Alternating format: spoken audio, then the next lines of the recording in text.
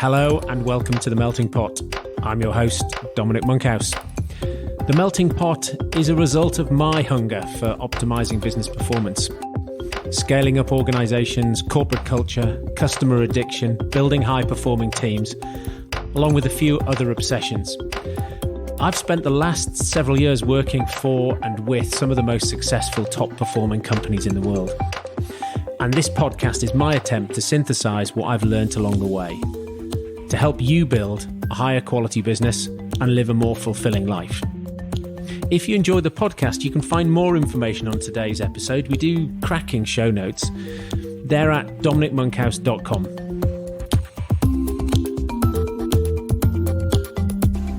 Hello, today I'm delighted to be talking to Bryony Thomas. So here's a question. Do you think you're wasting money on marketing? Do you think you're wasting some of it, all of it, or you have no idea? What if marketing could be a profit center, not a cost center? If you knew what you were doing was having a real impact on your business, would you spend more money on it? I know the answer to that last question is yes. But most people, particularly business owners who don't come from a marketing background, are unsure. We can get blinded by the marketing babble that people throw at us, or the fads that people tell us we should invest in. So today I'm talking to Bryony. She is the developer of a methodology called the Watertight Marketing. She wrote the book. Now she's got a school where she teaches it, and she also has practitioners who can come in and help you. So we talk about what it is and why it's easy to understand and how you can then invest behind the fundamentals to grow your business. Great conversation. I'm sure you'll enjoy it as much as I did. I'm Bryony Thomas. I'm the author and founder of Watertight Marketing. We are the providers of a process that helps people to put marketing into a business that underpins long-term healthy sales results. Thank you. Welcome. Who's your target reader, target customer? As anyone who's ever worked in marketing or creative pursuits will know, having a muse is always helpful. Whilst I was writing Watertight Marketing, that I had a very specific individual in my head. In fact, I pinned his photograph to my computer, and that chap's name is Patrick Nash. Hi, Patrick, if you're listening. Patrick was the chief executive of a client at the time called Connect Assist, who are a £2 million business based in Cardiff. And I figured that if I could explain it well to Patrick, then most people who I would want to enjoy the book would enjoy the book, which of course doesn't mean that only Patrick has enjoyed the book. But the key things about him that made him a really good muse whilst writing, and every time I got stuck, I just thought to myself, how would I explain this to Patrick, was that he's a chief executive of a 2 million business, not from a marketing background, but been around long enough to know enough of the words to have a decent conversation about marketing, typically quite cynical about whether marketing can deliver, and a little bit frustrated at the fluffiness that often goes with the topic, but also very smart, very astute, the kind of person who asks me brilliantly difficult questions that I love answering. Right. If he read the book, what would he do? Is there a specific challenge that you think, or is it just growing revenue? No, there are four things. So the first is to turn the way that you look at marketing inside out and upside down. So by inside out, I mean to truly understand how a buying decision is made through the eyes of your buyer, because people get very me focused and they get very myopic in seeing that from their own perspective, particularly if they've been in business for a while. You ask them, what do your customers think? And they tell you what they think, as in, we think this. Great. What do your customers think? So seeing it inside out, and then upside down is probably the critical thing. So in my experience over the last 23 years, most people just approach marketing the wrong way up. They try and follow the likes of Facebook, who create awareness and monetize later. And if you have a bottomless pit of cash, then not making money for a long time whilst you create a bank of goodwill can work. But for those of us who perhaps need to pay mortgages, doing it the other way up tends to be far more sensible. And that is to look at the marketing tools and techniques that you need in place to make sure your customers love you, tell the world about you. Then those tools that help convert anyone who might be interested in. And if at that point you still need more, great, then do what most people call marketing. So inside out, upside down, look through the eyes of your customer. And then the other things are to see marketing not as something you ever tick off, I make the analogy between marketing and fitness. And often it's not that people don't know what they need to do, it's they don't do it. I went to the gym in January, it's September, and I put on weight. Well, no surprise. And most small businesses are a bit like that with marketing. Even when they have dedicated resource, they've got into such a campaign mindset, it's equivalent to yo-yo dieting, the jumping from one campaign to the next campaign rather than getting a baseline level of fitness. So seeing it as fitness and a lifelong habit. And then the other is to make sure that everybody in your team understands the same thing by the same words, because often what we find in any organization, particularly exaggerated in those that have a sales team, is that people use the same words but mean very different things by it. So marketing will talk about lead generation, and sales will see those leads as nothing more than fluff. So it's really important that your entire organization use the same words, but critically mean the same thing when they use those words. And so Watertight Marketing becomes a language that everybody uses and understands. Yes. Well, that whole marketing think this is a lead, sales think it's a load of shit, because what they wanted was an order. They might have to do some selling. Oh my goodness. They want to talk to someone and do some converting. I know, it's amazing. So why did you write the book? What got you to this point? Well, as with any destination in life, every step you ever took got you there. I started out in marketing in 1997. I can trace aspects of the Watertight Marketing book to my very first telephone fundraising job for ActionAid when I was a student. But it essentially, over my career, I have seen how people waste money on marketing. My dad was a builder and he was very into efficiency and sustainability. It was a crazy hippie in many ways. My whole perspective is, how can I make this more efficient? How can I make this more efficient? So over my career, I've essentially built up a bank of research, and I've also done an MBA and diploma and all of that, and had it kind of academically verified, of all of the ways on aggregate that most businesses waste money on marketing, which is the Touchpoint leak framework, which is in chapter 2 of Watertight Marketing. So when I wrote it, that was based on 200 businesses. And I'm a bit of a nerd. And so I have actually collected data over my entire career. And it developed into this framework. So when I set up my own business in 2008. When I left, I was director of marketing for Experian Marketing Services in the UK, accidentally. Another story. And that business, me as a time for money consultant, got to 6 figures within 8 months. And we were turning business down. I say we, it was myself and a lady called Cheryl Crichton, who's also still very involved in this business. We were turning business down at 3 to 1. I was speaking a lot locally as kind of awareness lead generating activity. And I kept drawing all the same pictures and having all the same conversations. So I figured I'd write it down. Go on, tell us the story about Experian. How did you accidentally end up there? How did I accidentally, at 28, end up as a director of marketing for a FTSE 100 company in the UK? Every job I've ever had, when I top out, I have to leave. So the moment that someone says, brilliant, Bryony, have the director job, I go, oh dear, I've reached the top, I better leave. So I was at Mason Zimbler. They're a tech marketing agency. Yeah, I know them, yeah. Right, okay. So I was heading up the Microsoft account, and Mark offered me the account director role. I was 26. And so I had to resign, clearly, because I figured if I took it, I would never leave. So I resigned, which I'm sure wasn't Mark's intention. I decided to go and do a full-time MBA because I'm a bit of a qualification junkie.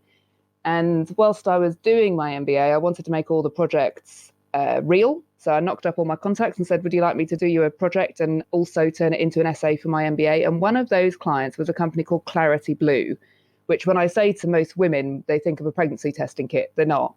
They were predictive analytics. They were predicting things, but not pregnancy. Predictive analytics for most of the major retail banks. Sky was one of our clients. Anyone with millions of customers, big data stuff. So I did a project for them, and that expanded into a director of marketing role for Clarity Blue.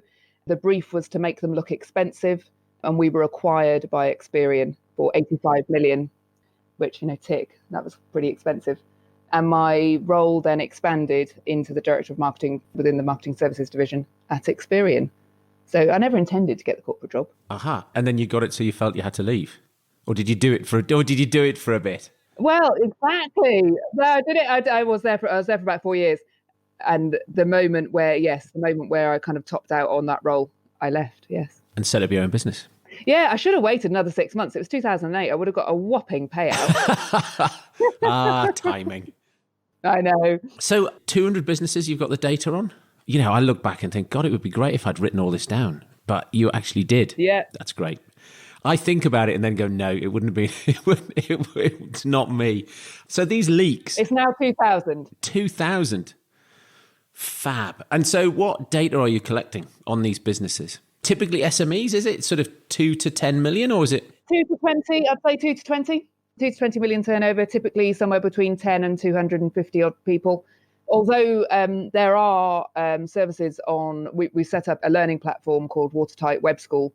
So solo and micro businesses can access the materials in a video guided way. But when we get hands-on with a client, they're at that 2 to 20 million mark. We'll come back to what you do for them when you get your hands on them. But what are these leaks in the funnel? Does a marketing funnel really exist, or is it just a figment of somebody's imagination? Yeah, well, you know the answer to that, don't you? You know exactly what I'm going to say. So if you do an image search on Google for sales funnel, you get 33.6 million results. And they're all in primary colors. Now, I didn't get that memo because in my book it's black and white. Anyway, 33.6 million pictures of something that is apparently called a sales funnel. Now, everybody knows, anyone in business who's heard sales funnel, pipeline, hopper, whatever you want to call it, that needs to be said with an American accent, doesn't it? My sales hopper. Essentially, this is a diagram that is larger at the top and smaller at the bottom, and therefore looks like a funnel. But what it is showing is the reducing number of people at each stage in that process, which is precisely the opposite of a funnel. I mean, literally the opposite of a funnel. At each stage in this diagram, people are leaving the process. So if you actually had to choose a kitchen utensil as a metaphor for most sales setups, you'd be reaching for perhaps a sieve or a colander. A sieve, because you've still got something left once everything's dropped through. Whereas a colander, maybe all you got is the pasta. Exactly. So funnels and I talk about funnels and filters. And so genuinely, not only do I think it doesn't exist, I think it's dangerous. I think it's a dangerous word to put into your head because language is extremely powerful.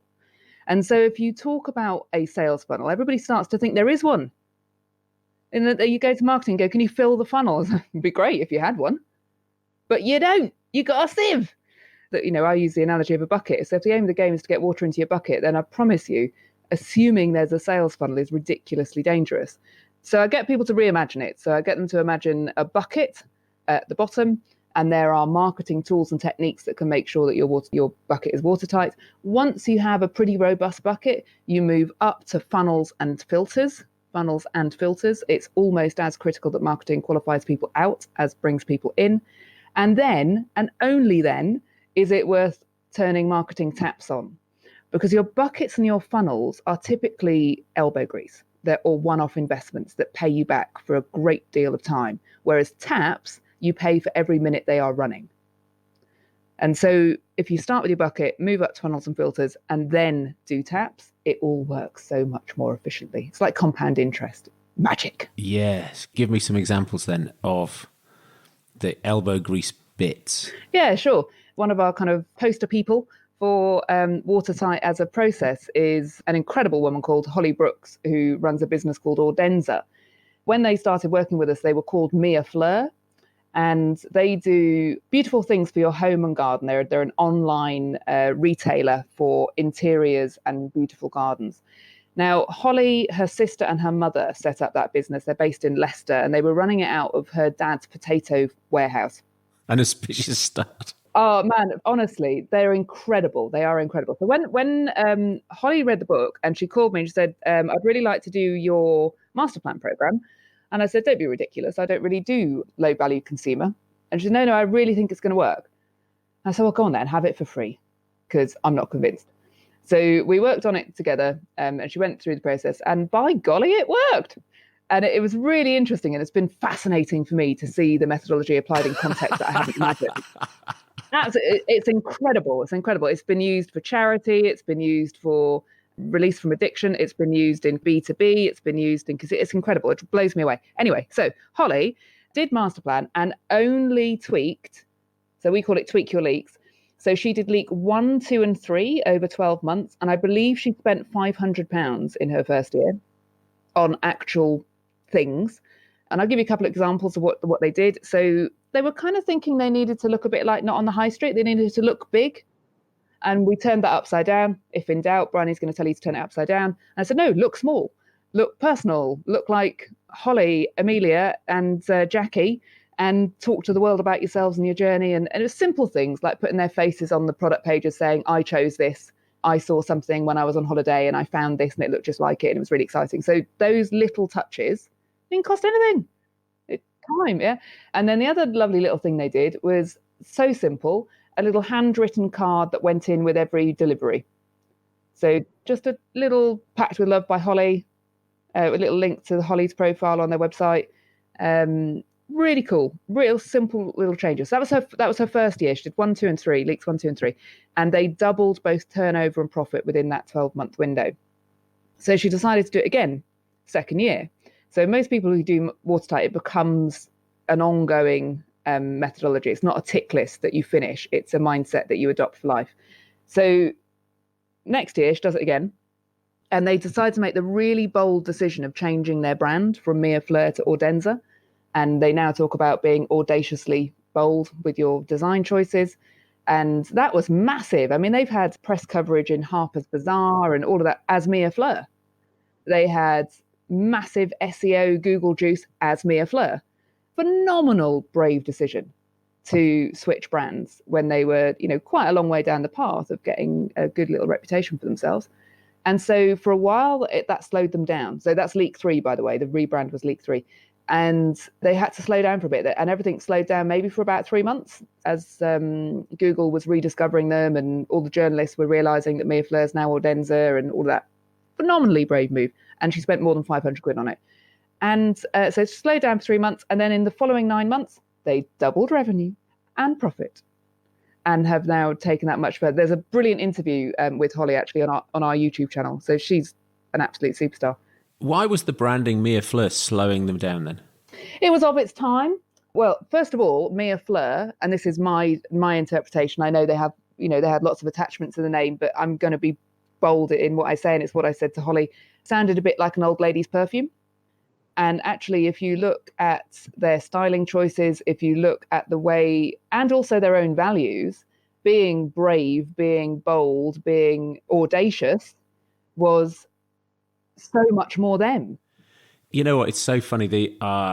When you start, you have no idea that some of these decisions that you make are going to just take you down that cul-de-sac, and then you're going to have to make such a bigger, braver decision later to get it right. And people aren't thinking ahead. They're not thinking, what would this business look like if it was 10 million or 12 million or 15 million? And like, how do we build a brand that helps us get there versus let's just do something quick on the back of a fag packet and pay somebody $99 to do as a design and we're off. Yeah, see, I'm going to challenge you on that.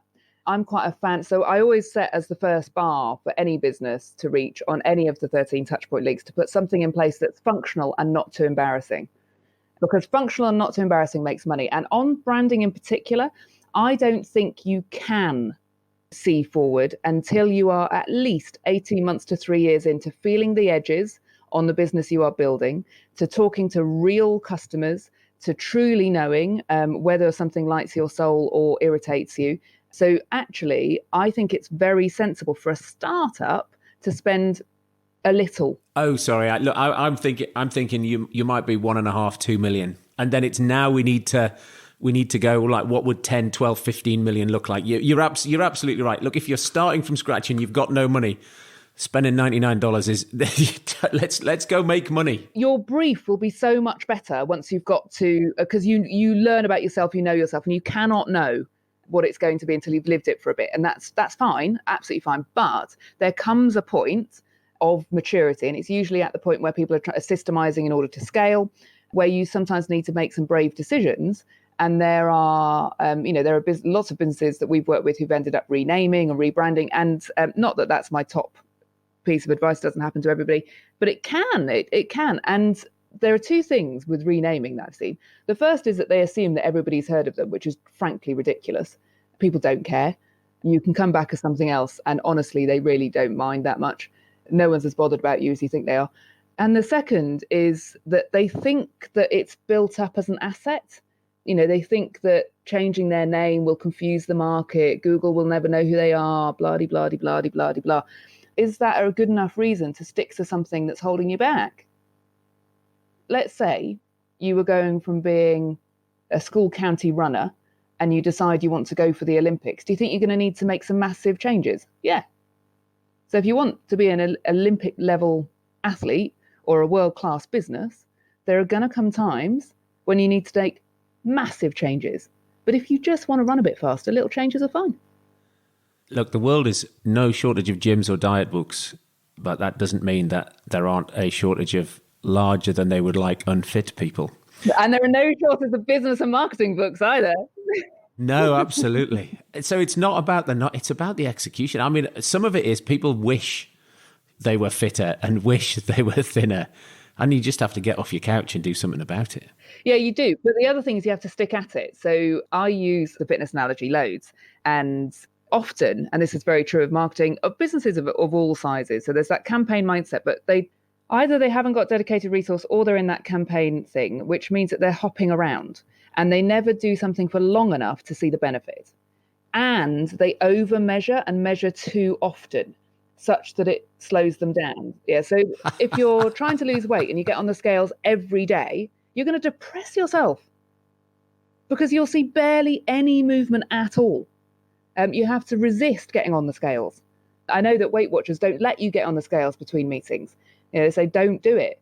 And actually, many businesses, particularly because the marketing industry is obsessed with talking about measurement as if it's some sort of panacea, people think they need to measure, but actually it can be deeply depressing. Whereas if you just do what you know is good for you for long enough and resist the temptation to look for micro movements, you will see larger movements. What are some of those fundamentals that people should have in place? On the measurement side, I'd say ratios over volume. One of the things that often when we go into a business and we're helping them to systemize their marketing operation, we'll look at their measurement framework and everything has a volume metric attached. So things that they can count. How many people visit our website? How many followers do we have? How many email subscribers do we have? Quite frankly, I don't care. What really matters is the ratio between the technique that you're using for one step in a decision and the next. So, for example, if new visitors, so eyeballs on website, is a volume metric, I'm much more interested as a proportion how many people go on to spend more than 2 minutes on your website. It's the ratio between those two things that demonstrates that you've got movement through a buying decision. And so people get utterly obsessed with volume metrics and they set targets for volume metrics whilst ignoring ratios. And so ratios between each step in a buying journey, that's where true change happens. Volume is a result of that. Okay. So you've got some of those metrics, you've got some of the leaks. What else are some of the top things that people get wrong? They conflate skills and tools. So often when we go through a Touchpoint leak assessment, which is the first starting point when we work with people, we do essentially a health check. And we'll say to people, go through the Touchpoint leaks, we're doing the assessment, we'll be asking questions. So for example, let me take leak number 1. What's the top leak, Bryony? That'll be leak number 1, called forgotten customers. So if you forget about them, they forget about you. We talk about earning the right to the favor, earning the right to the next sale. Dominic, let me ask you, do you have some friends who only call you when they want a favor? Is that just me? I know, I am that friend that rings them when I want a favor. Right, okay. There are some people who, when they call me, I know that all they want is babysitting because it's the only time they ever call. I do also have some real friends and they remember my birthday before it shows up on Facebook because they actually know me and they call me to invite me out to interesting things that they know I'll find useful. So which of those two people on a night when I'm available for babysitting am I likely to do the favor for if they both need a favor on the same night? The real friend. So when you look at forgotten customers, we look at customer communications and what they're doing is they're sending out sales offers. We've got a discount, we've got a new product. So you're asking them for a favor, right? You're asking them to buy something from you. That's a take, not a give. They think it's a give, but it's not a give. It's not a give, it's a take. Yeah, so that is buy my stuff, buy my stuff, buy my stuff. in order to earn the right to the sale, our 3 themes around forgotten customers are service, special, and social. So I say to someone, how do you make sure that you are primarily of service to your existing customers so that when they see something in their inbox from you, that's a welcome email, that they're looking forward to it? How do you make them feel special as opposed to anyone else? So often we save our best stuff for those brand new people and we forget about the people who are paying our mortgages. And how do you facilitate social interaction? Now, when I ask those questions, people will say, oh, yeah, Sally's really good at that. Sally always remembers what their kids are like and da-di-da. That's a skill, not a tool. But if Sally leaves, that skill leaves with her. And so for each of the Touchpoint leaks, what we're looking for is a repeatable, systemizable tool that anyone in your business can reach for. And that's the difference between a marketing tool and a sales skill. And a skilled salesperson equipped with an effective marketing tool has the massive advantage. Yes, because even the skilled person will forget sometimes. Oh man, I watch my own videos back and say, good idea, Bryony, would have forgotten that. But also, the business doesn't scale because they don't know. The manager or the owner of that business has no idea what she's doing. Absolutely. I see that all the time. I go into businesses and we look at their account managers. And Margaret's been here for 20 years. Margaret is not a salesperson. She just knows how to get shit done if the customer wants something. And then they hire somebody else and they're not as good as Margaret. Of course not. Because they've got no systems. No. And so often people will go through the Touchpoint leak assessment and you see them getting weighed down heavy, going, oh my goodness, all this stuff I need to do. You can build a business just on sales skills. Absolutely you can. It's just easier to scale. You know, you will have a scalable, saleable, fun business when you have tools as well. But you don't have to have them. I mean, you can do it all on elbow grease if you want to, but actually having some repeatable, scalable tools and building a system asset as you go just takes you into a different league. So what do you do? So you've written the book and you said earlier that you've got a business and you were turning loads of people away and you do sort of 10 to 20 million. What does your business do? How do you get a hold of people and sort them out? Well, fortunately, I don't need to grab hold of anybody. They rather delightfully come to us. So the process that we take people through is called a marketing transformation program. And over a period of 12 to 24 months, we do 4 12-week sprints of a change program. So the first is a benchmark where we'll go into an organization, we'll do a Touchpoint leak assessment across all employees, and that's brilliant fun. You see internally what your perception of marketing is, because that then drives what you might do externally. So we do a benchmark, and within that we get people starting to use the tools, etc. So once we've completed that benchmark phase, we go on to the energize phase. And energize, we split into 2 tracks. So we have a slow track and a fast track. Slow, strategic; fast, tactical. So we set up plumbing teams doing tactical fixes that we know are going to have bottom line impact pretty quickly. And then a slower stream of the leadership team who are looking more systematically at some of the watertight frameworks that help set an ongoing strategy. So we do benchmark, then energize. Then we've got embed. And embed is where they might license our training tools as an internal resource, tailor that to their internal versions. We have some digital tools, and our digital toolkit is growing into a software as a service offering that then plugs into the business across the whole business to help them plan and run watertight iteratively. So we do benchmark, energize, embed, and then in that final 12-week sprint, that's where we step away. And if we've done our job right, then we come back to celebrate with them and occasionally do kind of a quarterly check-in thereafter, or maybe train a couple of new people as they come on board. But if we've done our job right, then Watertight remains the language of the way we do things around here for marketing forever after. Sounds fantastic. Because also that's different from many agencies or consultancies that actually their business model is they want a dependent client. Yeah, no, I started, my very first marketing job was for ActionAid. And I think I've continued that overseas development mindset. I know language has changed. I'm not sure overseas development is the phrase that people use these days. But essentially, we want to equip people to make confident decisions about their marketing and to grow their business as a scalable business. And if we've done our job right, then they are perfectly sustainable in their own right, and we step away. It's the kind of teach a man to fish type approach. And we're not an agency. We're the providers of a process and a whole series of thinking tools.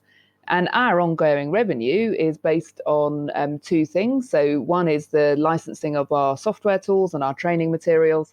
And the other is that we license and train certified practitioners who go into businesses to mentor and deliver watertight marketing consulting programs. So we just want people to use it. And be successful. Too right. And how did you end up turning your book into an apprenticeship program? Yeah, I know your business has an apprentice going through the apprenticeship program at the moment. Well, that's a classic example of the need emerging quite naturally. So James Lott of Working Knowledge, who operates the apprenticeship, they license our material to use within that apprenticeship. James had was going through our 12-month process, and he fell off the wagon because he got too busy and he hadn't managed to get into that lifetime habit. I mean, he went and landed a multi-million-pound deal, and for some reason that distracted him. I can't think why. So I picked up the phone and said, James, you seem to have slowed down on your progress here. What's going on? And he said, I'm doing this delivering excellence for clients business. And what I need is a marketing apprentice.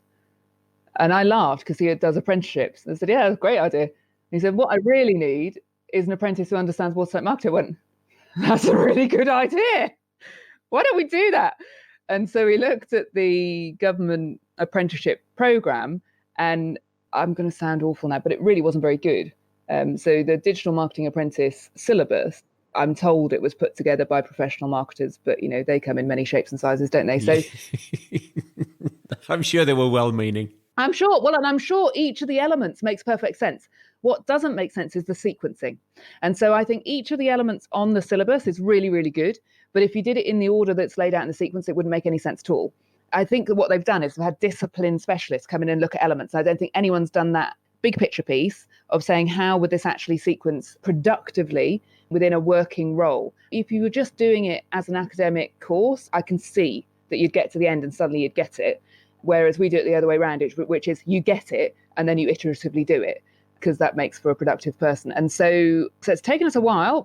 Rachel Wheatley, who's one of our master practitioners, she's been licensed by us for the last 5 years, and she's extremely knowledgeable of Watertight and, of course, brings her own 30 years experience to the party. She unpicked it all and put it all back together using the Watertight marketing frameworks for the marketing principles piece, so that people in jobs in the sorts of businesses that we've worked with for the last 10 years can be productive from day one of their apprenticeship, not a year later. Which is fascinating. It's not what you expect when you take on an apprentice. You don't expect them to actually turn up and be able to do something quickly. So it's great. If in doubt, Dominic, what you will find with Watertight marketing is, well, that's not what I was expecting. Upside down and inside out. You got it. So if you, knowing what you know now, if you went back in time, is there some piece of knowledge you'd like to take back with you to... I think I would counsel myself to be less frustrated. Everything I've set out to do, I've done, but 2 years later than I had anticipated. I wrote the book whilst I was pregnant, and it was in production and editing whilst my daughter was very young. And then when the book came out, the personal circumstances for me were awful. My dad died. He got a terminal diagnosis 2 weeks before the book came out, and he died 6 weeks after the book came out. And so through writing the book and initially publishing it, I was out to lunch, to be honest. I just wasn't in that year where most people are launching and really putting it out there. I really thought I was losing pace. I thought I was, oh my goodness, I'm never going to get this back. You can only launch a book once, all of that. And I think I'll just counsel myself to chill and to say it'll all be all right, because fortunately one owns the copyright on a book for 80 years. And so I'm planning to launch this book I've got 64 years left to run. So I'll be launching it every day for the next, well, in fact, the second edition comes out next year. So that gives me another 80 years. Yeah, fantastic. And other than your own book, Watertight Marketing, what else have you read along the way? I mean, you said you've done a diploma and you've done an MBA. So I guess you have picked up the odd book along the way that you thought was quite good. I can't count how many business books I've read. What 1 or 2 or 3 stick in your mind that made an impact on you that people should pick up? Okay, right. There are 3. So a book that I've read more than once, and I will no doubt read again, and I think goes brilliantly with the Touchpoint leaks, is The One Thing. Yeah. In order to help people to see how, so I always say nobody needs more marketing ideas, they need fewer on which to truly focus. And one of the things that Watertight really does is get people to prioritise and focus in on the one thing to be doing right now. And if you want to understand the science of why focusing on one thing at a time really works and the psychology of that, then the One Thing book is fantastic. So if you need reassurance to stop spinning many plates and to focus in on the things that really matter, then read that. Or if you get distracted from your one thing that Watertight tells you to do, go and read the one thing and it'll remind you to do one thing. It's kind of the premise of the book. And then the other one is Valuable Content Marketing by Sonia Jefferson and Sharon Tanton. Sonia and I, through the first 5 years of me being consultant, Sonia and I worked on a number of projects together. Our thinking is pretty mirrored and developed alongside one another. So Valuable Content Marketing and Watertight Marketing are really quite a hand-in-glove process and methodology. And then the third one, I would say, although he's written lots of very good books, I think the best of them is Daniel Priestley's 24 Assets. And I can quite quickly map where Watertight sits in the 24 asset map to underpin where Daniel says you need a system here. Funny enough, we've got a system. And it's a great, because I'm all about efficiency and building a system asset as you go and making sure that each of your time, money and energy investments builds on the last. Having an asset-focused mindset is really, really powerful. Fantastic. Bryony, thank you very much indeed for your time today. You're so very welcome.